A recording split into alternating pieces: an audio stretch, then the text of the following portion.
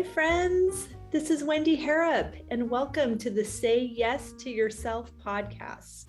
On the Say Yes to Yourself podcast, you'll hear stories from women just like us who are adding the practice of saying yes in their daily lives in big and small ways, and as a result, are experiencing the truth that everybody wins when you say yes to yourself. Saying yes to yourself is a graceful unfolding, an intentional becoming of the very best version of you. It is my hope that in these conversations, we are able to find our truth and be inspired and empowered to live our very best lives. I'm so excited to go on this journey with you, and I look forward to finding a bit of our own story in each other's.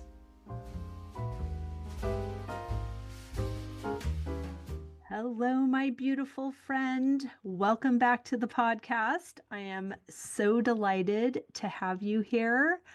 I'm just delighted. I heard on a podcast of someone that Kathy Heller was interviewing, and I can't even remember his name, but something that he said really resonated. And he said, you don't have to say something new, you just have to say something true. And I totally get it that I say the exact same thing every single week, now twice a week, when I welcome you back to this podcast, because I am so happy. I am so delighted. I am absolutely obsessed with this podcast, with these beautiful conversations I'm having with these beautiful women. It's seriously so legit. And there was a time in my life, if something was this amazing, I might want to keep it small so nobody saw it, so nobody took it away from me. And now I know that I cannot miss out on what's meant for me. And this is 100% meant for me. And I'm so excited. I'm so excited about the ways that it has grown and expanded, and the ways that it is so unbelievably easy, thanks to you, the listener, and thanks to the phenomenal Shannon Warner, my podcast producer, which, if you are thinking about hosting a podcast, I cannot recommend her highly enough.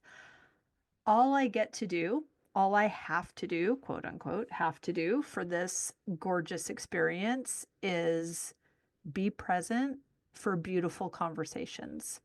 And another huge shout out and thank you to James Bracken at Book Thinkers, who sends me so many fantastic guests. So I'm not even finding people, they're finding me. I know I tell you guys this all the time. You get to let it be easy. We get to let it be easy. You know, that's my mantra for 2025. And this podcast was the absolute picture that that's a thing, that something can be fun and fabulous and engaging and impactful, successful. We're in the top 2% of all podcasts globally. That is wacky to me, because that sounds like something I worked really hard for. And that is not how this is happening at all. So I love it. And I'm sorry if you're tired of hearing it. You have that beautiful little 30-second skip ahead button, and that's what that is there for.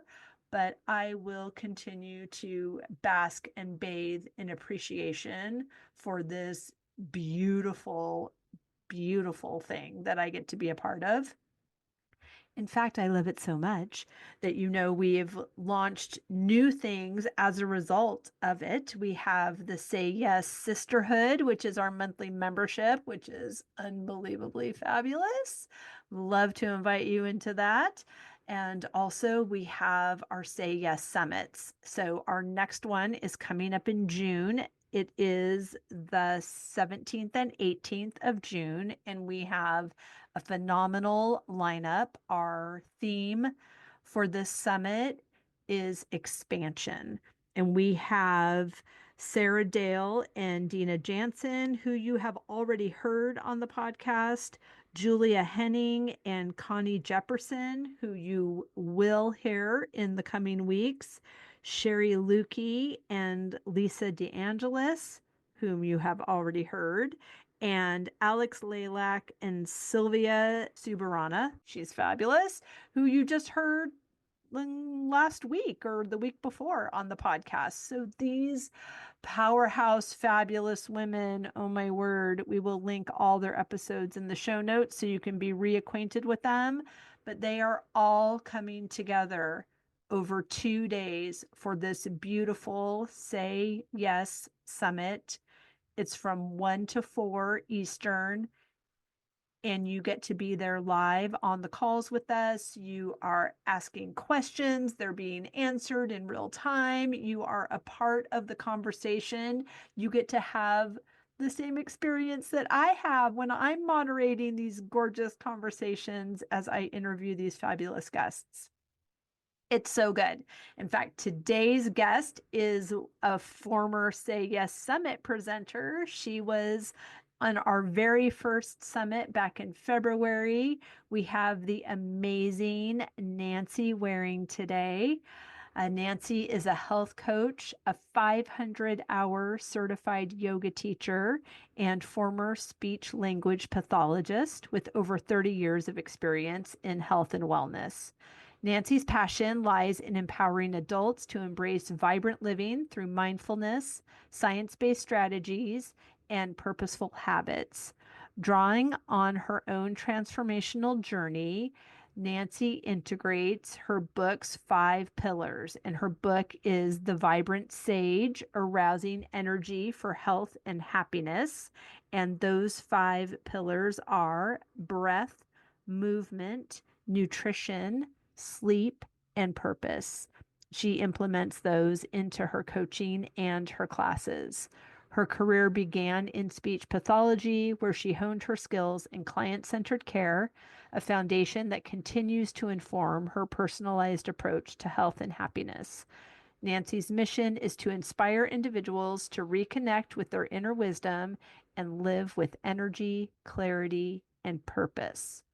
I know you are going to love this conversation with Nancy Waring, and I invite you to be a part of the conversation in our next Say Yes Summit. All of that is linked down in the show notes. Okay, without further ado, here is the fabulous, vibrant sage herself, Nancy Waring. Nancy, I can already tell I am going to love our time together. Thank you so much for being here. Thank you, Wendy. I'm so excited to be here with you. It's delightful, and I am only available for what delights me. And this is my Thursdays are my favorite day. I know, listener, you're listening on a Wednesday, but you also know that I record on Thursdays, and they're my favorite day because I have back to back beautiful conversations, and I am not the same woman on Thursday afternoon that I was on Thursday morning because of this expansive, beautiful goodness. So thank you for swimming in my pond. I'm so happy to have you here. My pleasure. Thank you. Hooray. Well, let's start before, because I want to hear everything. I want to hear about the book. I want to hear about these amazing pillars. I want to hear everything. But first, I would love to know, how are you saying yes to yourself in this season? I am saying yes to myself by just coming from that heart space. If it feels right, I'm going for it. I'm not questioning how I'm going to do it, and just having faith, because for so long, I would give excuses. We can give excuses for everything holding it back. Right? But if there's something that just feels right, resonates, I'm like, okay, I'm going to trust. Might not know how I'm doing it, but I will do it. Oh my gosh, I love everything about that. You are in the right room. You are in the ears of all the right people right now. When I started this journey of, I don't know, self-development, I guess it's been about 5 years. And I heard a coach, there are some things that we hear over and over and over again, and then finally it lands. But this piece of advice or wisdom that she said, I only had to hear it once, write it down, put it on a sticky note, and have not turned back. And what she said was, the how is not my responsibility. And I was like, oh, brilliant. Okay, perfect. Yay. I'm on board then. I'm a yes. I'm a yes. We're going to just keep doing the thing. And of course, I've course corrected along the way. And I've learned so much about myself and about God and about how all of this plays out in my personal experience, which is the only thing that I can have any influence on. So that's the one I'm going to focus on. And it's been unbelievable. It is crazy when you open up to all the opportunities the universe has to offer. And you come from that place in yourself. In the first version of my book, I wrote 3 different versions. But I said Interesting. throughout life, it felt as if we were just flowing with what the expectations were, from our educational expectations to the professional to the family. And then you get to a point, and if you're lucky, you question, what is it that I really want? And things can look pretty rosy on the outside to other people, but inside, if you're not coming from that heart space and from what I believe is our God-given purpose or an intention to be here, there's just going to be an emptiness, just Right? something that's missing that you can't always pinpoint. And it is Yes. a blessing to be able to get to that point, and it's usually after some struggle that you open up and you go, wow, let me find out what this is and explore. And now you become your authentic self, which ultimately is what I call the vibrant sage. It's just tapping into your inner wisdom to live that life with purpose that you want. And it's simple in concept, but trusting yourself can be a challenge, Well, it's countercultural. particularly when it comes to health or being told this will make you happy or that'll make you happy. But when we go down deep, quiet our mind, oh my goodness, the world just opens up with opportunities. It's so true. All of it. I'm reminded of Gay Hendricks' book, The Big Leap, where he talks about being in your zone of excellence, which is, like you said, nobody's mad that you're doing this and you're really good at it and you're in contribution and all, you're making enough money to do all the things and everyone thinks you're great, but inside there's something more and you want to move from your zone of excellence into your zone of genius. And that is what he considers the big leap because there's this resistance. He calls it an upper limit problem where you're, hitting against a ceiling. And usually that ceiling is, how good are you willing to let life get? Because it feels scary to be that happy. Joy is, doesn't Brene Brown say joy is the most vulnerable emotion? Because, whew, I don't know what happens up there. It feels good, but I don't know. I gotta rein that in. And so he says that when you can identify, you don't have to know why that's your upper limit. You just identify that that's what it is. Once you know what it is, you can bust through it, and then your ceiling becomes your new floor. And then you're off to the races until you hit your next upper limit. Yeah, just energetically, there's a difference. Right? People relate different to you when you come from that truly authentic place. And it's just that's been the craziest thing. Sometimes people make those comments, I've got a loving feel about me. And I'm like, I'm just me. I'm not really thinking about it. But I wasn't always told that. Not that anybody thought I wasn't loving, but I just think that my vibration, my energy, if that makes sense. Totally. Oh my gosh. And I felt it in our very first email exchange. Oh, I was reading through what you say in the book and why you felt that you would be a good candidate to be a podcast guest. You have no idea. Like, I just have to love you. That's the only oh. bar of entry. And I was reading this and I thought, oh my gosh, can I interview you right now? I need to be in your energy because not because I want to have some of that or be a quote unquote energy vampire. It's because it spurns me on to love and good deeds. Like, it's a vibrational match where you are and what you are emitting, that vibration is a match. And I could talk to you all day, Yeah, just brings that energy up for the rest of the world, which we need that today. right? We need it every day. We've always needed it. It's the way things are supposed to be. It's true. So, how was that transition for you? How did you make this change where you said people weren't necessarily saying you were not loving, but something in you shifted and now you are your authentic self? It's been part of a journey that was very rigid at first.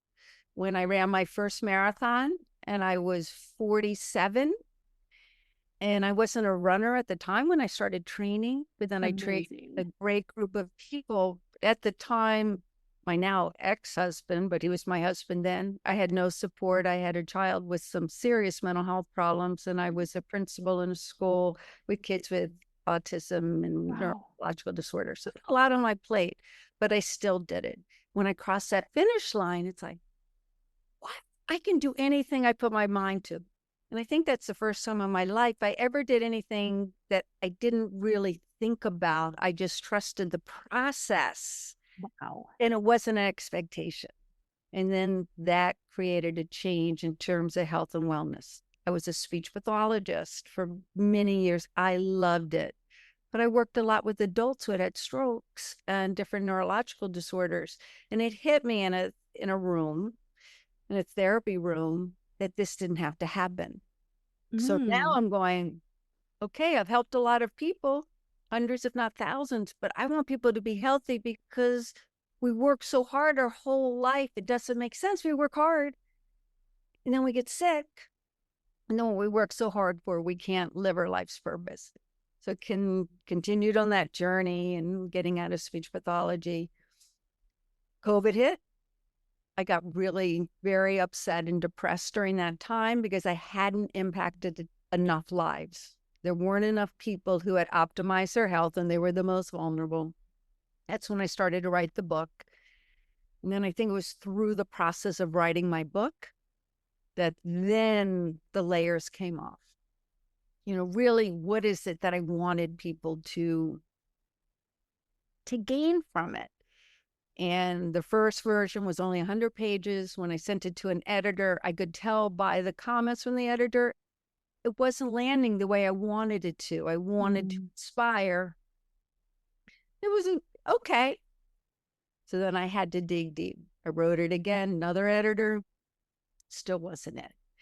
And in the interim, I started to get into breath work, a little bit more into meditation. My first attempt at meditation, I felt like a failure. I'm like, I can't quiet my mind.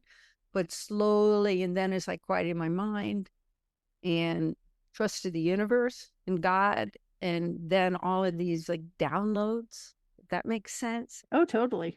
came down. In fact, the title, even the Vibrant Sage, was more like a download type of thing. And then I felt I was sort of channeling more of what needed to go out with science, with real people. And that brought me to yoga. And now I'm a 500-hour yoga instructor, and we go to yoga Amazing. often for the postures and the shapes and the exercise. But yoga is so much more than that.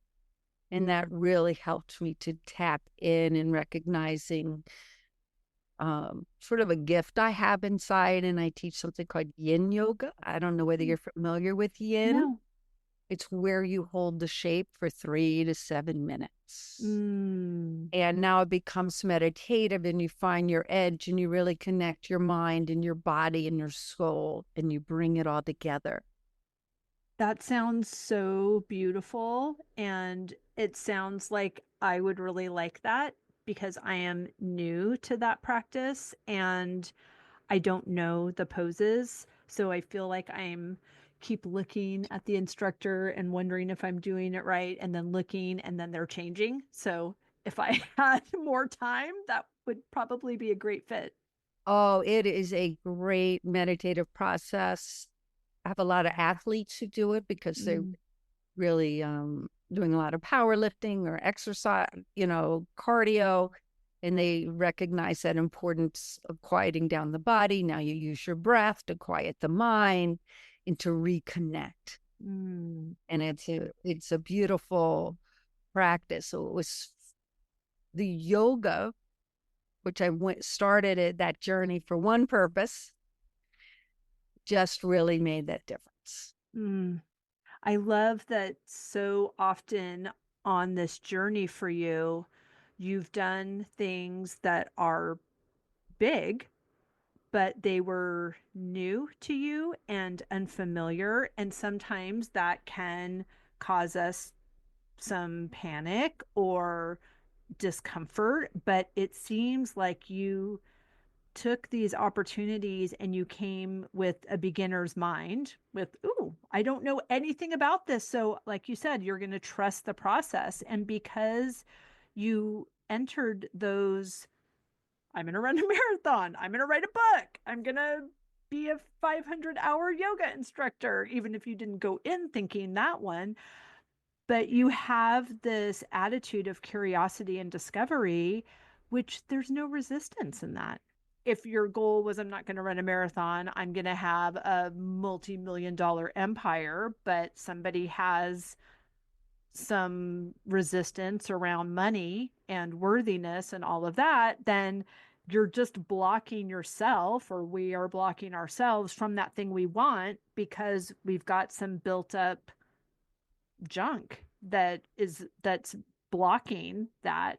And but when you're doing something new and you know that the how is not your responsibility and you trust the process and you know that universal law Yeah. says that these things will work if you do this and if you allow it and don't try to force it, even though it's completely countercultural, it works. Yeah. Yeah, it definitely does. It definitely, you have to quiet the mind and you have to trust sort of the process and you have to trust yourself. And that becomes a big part of my book. So I'm going to turn it a little bit to that because Please. in my book, I share the story. The running really was pivotal. I left my husband shortly after that. As one does. That. I didn't run a marathon, but yeah. Men are listening. Watch out if if your wife starts getting into marathon runner. Anyway, Or goes on one of my trips to Paris.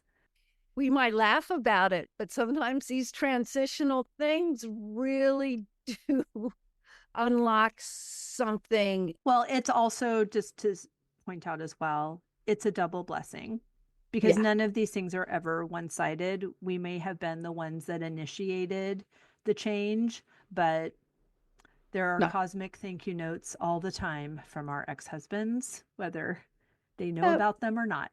And we are all free in the process of listening to ourselves and trusting ourselves and moving in the direction of our highest and best. yeah. And we're still friends, so it's not Yeah. a problem. So I got really serious into fitness and into running. And behind me I have a picture where I qualified for the Boston Marathon. And I know you're up in Massachusetts. I That was am. my big deal. Yes.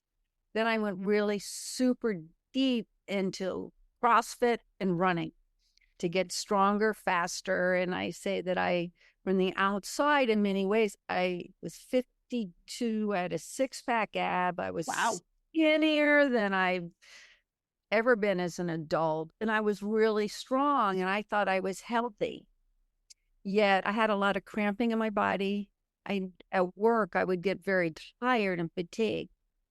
And I was really hurting myself on the inside. The outside looked good. And then I ran my fastest half marathon. I had a beer. If any of you listening or runners and distance runners, you know there's almost always a beer. I only had one. And the reason I say that is that when I went to go to my car and start to jogging back, my left leg cramped up and I fell. And I really messed up, cut my knee open, my hand, but I tore my labrum in my hip. And after that, I couldn't run. And so the question in my mind was like, what's fitness? That started to happen. Mm. So I became obsessive and we have to find our balance. And again, I didn't listen to my body. It was giving me clues all over the place, but I went for external things, whether it was a medal, whether it was going faster in time, whether it was, well, double zero close. And now you get into that egoic type of thing in society, but I was hurting myself on the inside, aging faster than I had any idea. Mm. And I questioned, could this have been prevented? A few years later, fast forward, I started to integrate DNA and I used myself first. And I found out one, why I'm endurance running, sort of a genetic thing, that I need recovery, which I never did. So I had systemic inflammation all over the place. For my DNA test, I probably could have trained smarter, so then I'd still be running marathons. So I really found that provided me great guidance to tap into, again, my body. What it might not be 100%, but to give you some framework, a place to start in your wellness journey, your fitness journey, things like that, to understand your body. But we have to listen. Again, I can't stress it enough. Listen inside a little bit more to your body, instead of just doing what the influencers are telling you to do. How do we do that? I would ask questions like, what did you love doing when you were a kid? Were you more of that like tennis player doing things like that? Did you love running and cycling? That will give you some idea. And I loved setting the table. I loved entertaining. As a kid, I loved it. and often going back to that place, it can give us an idea of really what we need to be, where we need to be. That is so funny. I was looking at your website and listening to more and more of the podcasts and in your past and all of that kind of stuff to really know who you were. And that is not me. I am not the table setter. I look like I'm the 5-year-old trying to set the table. It's so funny because I am not a runner. I run errands. That's what I run. And that's the beauty. Yep. When you can embrace right where you are and who you are and just know authentically what makes you smile. And there's not enough in our life that we can really tap down and really feel it authentically, that will just continuously over time just always make you happy. Right. And it's an inside job. 100%. And again, that's probably, I've never seen a DNA test who likes to set the table, but there's probably some area of like meticulous your attention to detail Mhm. and other types of characteristics that may be in that DNA, or maybe just from your background and growing up in that gene pool. But when we can tap into that, particularly when we're in conflict of what we need to do and all we hear is the chatter, again, that's sometimes we're quieting down, maybe tapping into not just that inner child, but thinking about reflecting on those things you enjoyed doing. Yeah. I still love going in the woods. I just love hiking, just any connection with nature. Right. Yes. And I think that for me, the setting of the table has so much to do with connection and community and always, the longer the table, the better. The more chair. In fact, it's so interesting. I just thought of this thing that I do whenever, because I love home also. And I have a fabulous one now that people can come into bed and breakfast, which is fantastic. And I will have more homes, including in France. And when I'm looking at properties, every time there's a picture of a dining room, this is so funny. The first thing I do is I count the chairs because I want to know how many people fit in this room. Like, ooh, 12. Ooh, 18. Oh, that's fun. Let's have a party. And so I love it. I want guest rooms and a longer table. Those are the things on my checklist because I love community and I desire to hold space to set the literal table and set the emotional table in this season of my life, particularly for women. I love holding space for women that are holding space for themselves. And Oh, I love for them to feel welcomed and to feel anticipated and to feel celebrated. That makes my heart beat. That's 30 years as a wedding planner. I just want to do it for the lovely woman who is pulling in my driveway and it's a Tuesday. You don't have to be wearing a big dress. You don't have to invite a lot of people to come see you in it. We're just going to open the champagne and be in this moment and celebrate everything. that's so beautiful. Thank you. Thank you for that opportunity. It's fun to remind myself what I love. I know they don't see you, but you can see you beaming as you're talking about that. I am beaming. It's true. On Thursdays, my cheeks also hurt from smiling so big because it's such a good time. I feel like this podcast is setting a table. It's setting it's setting my heart into a place of contribution, but also receptivity, that there's going to be this beautiful exchange of information and energy, and not only with whomever I'm speaking to, but with the listener as well. I feel intimately connected to the amazing people who week after week put a little earbud in their ear and take me with them on their walk, for their errands, on their drives, whatever they're doing. It's beautiful, sacred space that we get to hold for each other. It definitely is. I mean, I was just reflecting on it. So beautiful that that we've got this technology and we're able to share this space and we're allowing ourselves to be open to this space. Mm. And when we do that, it's like a gift that we can give ourselves, whether we're listening or whether we're speaking, when we're coming in the moment and really taking in all of that beautiful energy, that exchange back and forth. So even you're saying the listener is giving you something, even though you're speaking, and just how important that person is. But really, to quiet the mind, to listen to someone, even taking that time on the podcast is a great gift that you give to yourself. And I'm saying yes to yourself is listening to your podcast. You got it. Something you love. Yep. It's I so thought about true. that till right now, but as you're speaking, I'm like, that is just so. You have a very soft space. It's just very Mm, calm and it's thank very you. intimate. So it becomes a beautiful space. Thank you. And I'm at work right now. It's crazy town. I and maybe I'm wrong, but I look at it. Everything I do is my life. Right. So I choose to do what I love. Mhm.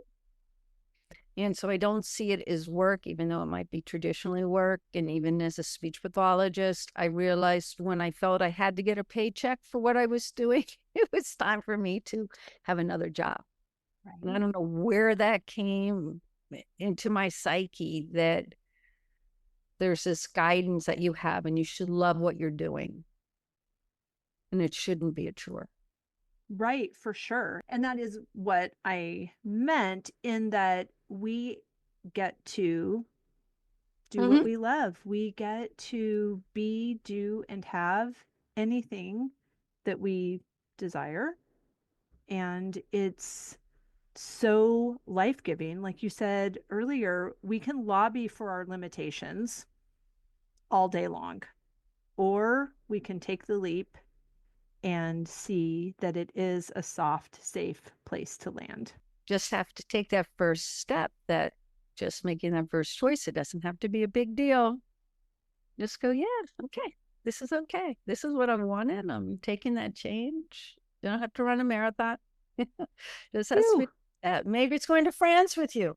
that's right. I try to make all these very easy yeses. So in the book, you list some pillars. I believe there are 5 of them. Or 5. Perfect. Can you share about those, please? I would love to share them. They don't necessarily have to be in any particular order, but there's a reason for the first and the last one. Okay. The first one is the breath. And the reason is the power is truly in our breath. And it's the one thing when we're born, you have your breath, you have your first breath, and then you have your last breath. And as long as you have your breath, literally you are alive. And we're not taught how to breathe. We just do it. And we can use our breath to calm ourselves down, whether stress or anxiety. Thousands of years ago, they felt that the power of the breath was to heal the body. And when you Ooh. think about it, when you exhale, that's the number one way you detox the body the most. Mm. But our breath really can give us an idea of how we're feeling physiologically and then emotionally. In the book, I tell stories. I love to share the story. I think I called him Lou. It might be a different name, but Lou literally looked like Santa Claus. He was a 60-year-old man who came to me a little heavy, sad. And for 2 years, he'd been struggling with, at times, his voice was a little hoarse and he was having problems breathing at times. And the doctors couldn't figure out what was going on. So they thought it was something that was going on with his vocal cords. So he came to me. And I'm watching this man and doing first observing and then an assessment. It ended up he had what is called a reverse breathing pattern. So when we breathe in, take a deep breath in now, feel the lungs expand a little opening in the chest, the belly might go down. And when you exhale, everything softens. Now imagine trying to breathe in but suck your stomach in. Oh, it's painful and uncomfortable. So that's how he was breathing. Oh, For wow. some reason, he had a reverse breathing pattern. And he was very dehydrated as well. Mm. So we worked on breathing properly, hydration, and then within 2 months, he wrote a beautiful testimonial and he said he felt reincarnated. Mm. And I was like, well, that's nice. This is 1995, somewhere around there. But now, as I was doing some research for my book, and there are a couple of things that I discovered that I didn't know then. The impact of anxiety that was taking place. So when you're taking these short, shallow breaths, Mm-hmm. it's reducing the blood supply to your brain. So it's causing changes there. And then he had fear of the future, that one day he was maybe going to be driving and passing out. So there was this emotional type of turmoil that was going on within Lou. Once he learned to breathe properly, he truly was, like, in a sense, reincarnated. He felt like he had a new life, new opportunities, and that power was really there. I had taken some training as a breath work facilitator, so there's some breath work that you can, like, arouse the central nervous system, other things to quiet it down. In today's stressful world, it's really important when we're feeling a little stress, a little anxiety. In less than 1 minute, you can make some changes to your physiological response. Meaning, there are times We might be so stressed, our body is imagining it's being chased by a lion, but it really isn't. Mm-hmm. And just when we take that deep breath in and we let it go, it tends to soften. Also, things I have my phone like right here.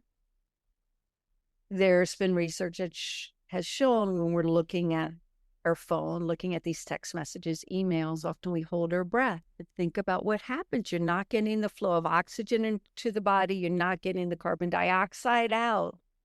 You're not going to be as energetic. You're not going to be as alert. And Wow. so the power of the breath, which is something that costs absolutely nothing, you can do it at any time. And as long as you've got your breath, you've got your life, and that's a blessing. So, and that's that gift. So that's the first pillar. In the book, I have movement as my second. I titled it No Gym Required. For me, thank you. For anyone. And I used to think health was all about the gym and exercise, but it isn't. But the importance of movement and finding what works for you. Our cardiovascular system needs to work, our muscles, we need to have strong muscles. We need to have flexibility. There has to be movement within the day, but finding what works for you. You might be a runner, maybe you're not. And in fact, in the DNA, there are some people who the idea of exercise is truly not in their DNA.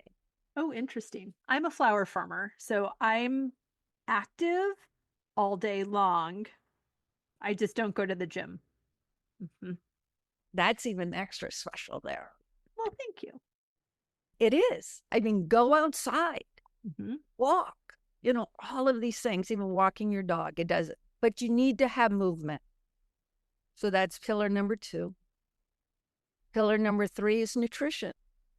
And I interviewed a professional. He's a naturopath. He's a keto doctor. He's actually even has a podcast. He used to be 90% vegetarian, like very little meat. Different things happen, and it's part of his story. He talks about it on his podcast, on his website, as well as when I interviewed him. Now he's the keto doctor. So he's more into the meat, but that he listened to his body. The lesson for me when I ended up meeting him and getting grossed out by his plate of meat is, one, we can't be judgmental on food and what works, but to listen to our body, because what worked at one point in your life might not work later. And we sometimes don't listen to that, and it might result in bloating, gas, weight gain, inflammation, foggy thinking, all sorts of things versus being energized. So our nutrition, we need to look at that by how it makes us feel. It's so interesting that you would say that, because all of those things people might say, or I have heard so many times, oh, it's just menopause. Like there's nothing you can do about it. You're just going to feel gross and none of your clothes are going to fit. And that's just how it is. And please say that's not just how it is. That's not just how Okay, good. Tell me more. And that wasn't my experience. In fact, when I went through menopause was when I was doing all of that running and things. Right. Now I'm not a menopause expert, so I'm not going to go there. Nor am I. But as we get older, we were often not as active as we were when we were younger. So there is something that's going on there, and our hormones do change. We have to be aware of some of those hormonal changes. We ought to be aware of even our stress levels and the cortisol and different things that are taking place. So that does impact everything else. You need to have a good blood panel if you are struggling. But that was pillar 3, nutrition, and recognizing those changes. Number 4 is sleep. And we just don't respect sleep the way we need to. And sleep is really our time to recharge our body. And I have in there this analogy of, like, when we're sleeping, it's like these little, I don't know, I'm going to call them Pac-Men, that are like cleaning things up, organizing the table. They're putting things away after your messy dinner. That I've never thought about that. But after you've had a big party, Yep. it's sort of like after your full day, you've had that big party. Now you got to sleep so that everything goes back and everything gets clean. I love that. I adore sleep. Sleep is my favorite. And sleep is very, very important. Uh, at all ages, sleep can be a problem. Like they say, about 35% of people say that they don't sleep enough. Mm. They wake up not refreshed. I have a great expert who I interviewed about that and the importance of sleep. And she's a PhD, brilliant Allison Bragger. She never compromised her sleep, even when she was competing in CrossFit games and she was doing her PhD. And she's also in the military. I mean, Wow. it was like a true badass. Right. Oh, this is non negotiable. So we need to have that because when that falls to the wayside, it's almost impossible to make great choice. You're not going to have the energy to move and the discipline to eat right sometimes. I don't know about you. Right. I'm tired. I often want sweets or carbs or things that they're not optimal for my body. Right. So sleep is number 4, but then number 5 is living with purpose. My father was given a diagnosis of cancer and 2 years to live when he was about 68, 70. And he lived another 28. Perfect. And through that time, through 2 years, he didn't tell anybody that the doctor gave him 2 years to live, but he started to Like meditate. it's none of their business. He was in a bad marriage. He got rid of that. And then he started to give more to the family, but he was always an entrepreneur and in real estate. He made more money, more abundance in the last 28 years than before. And he'd always been successful, but he didn't come from, I want to make more money. It's just like, what can I give? What can I give to my family? I'm from the rural Maryland. What can I give to my community?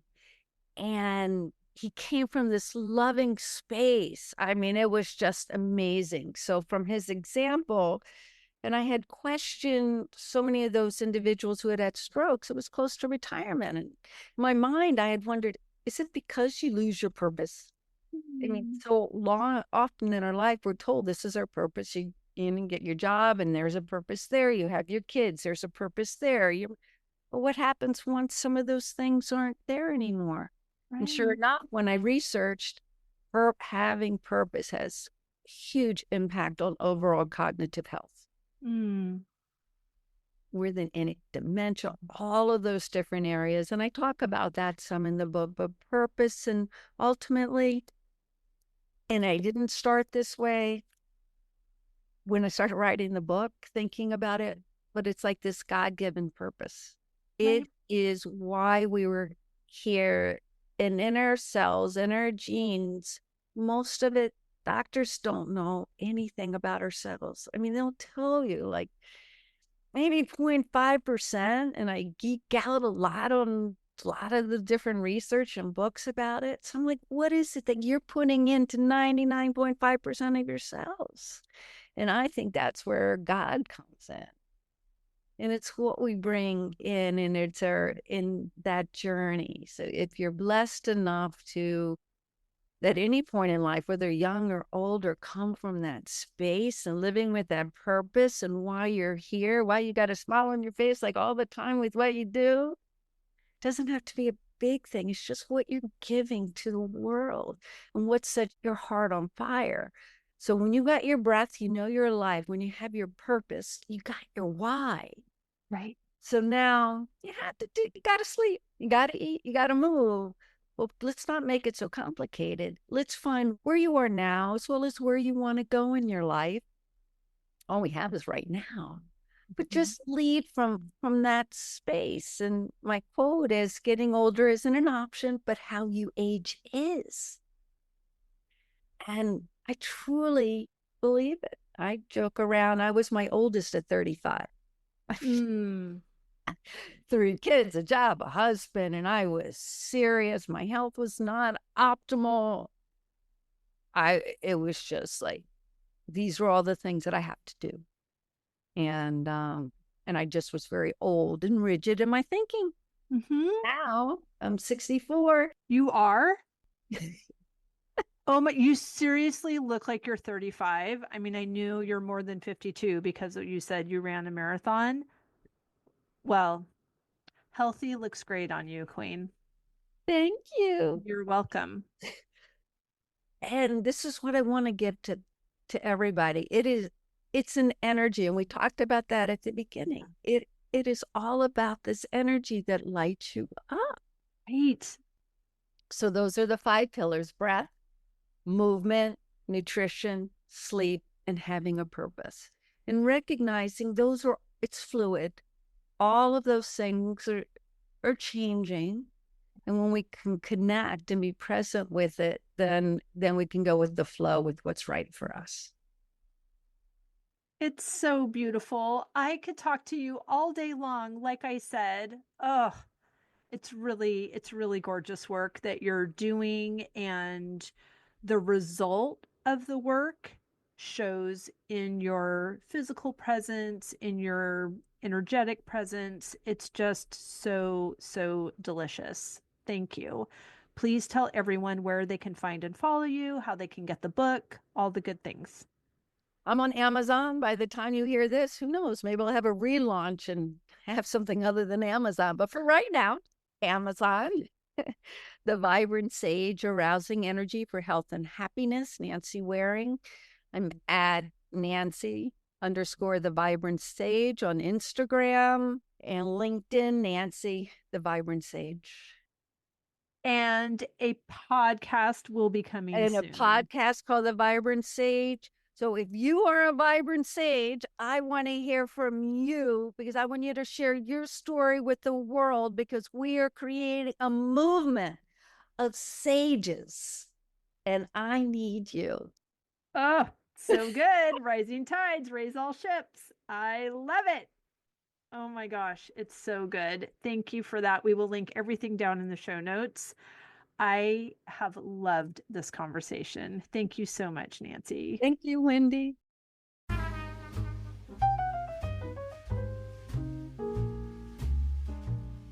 I hope you enjoyed that conversation as much as I did. As always, any links or notes mentioned can be found at phineaswrighthouse.com in the podcast section of our site, or in the show notes below.